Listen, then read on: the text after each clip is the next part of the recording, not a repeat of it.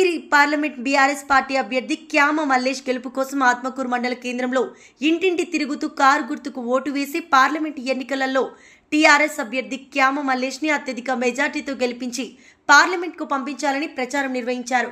ఈ కార్యక్రమంలో మండల పార్టీ అధ్యక్షులు బీసు చందర్గౌడ్, స్థానిక ఎంపీటీసీ యాస కవిత, ఇంద్రారెడ్డి, మండల సెక్రటరీ జనరల్ మామిడి శ్రీనివాస్ రెడ్డి, జిల్లా నాయకులు కోరి భిక్షపతి, మహిళా విభాగం అధ్యక్షురాలు సొలిపురం అరుణ ఉపేందర్ రెడ్డి, పట్టణ అధ్యక్షులు కోరి వెంకన్న, సోషల్ మీడియా మండల కన్వీనర్ విజయ్, మండల నాయకులు నాతి స్వామి, నాతిరాజు, మజ్జిగ రాంబాబు, పాశం శేఖర్, అశోక్ గట్టు, అశోక్ అబ్బసాయిలు తదితరులు పాల్గొన్నారు।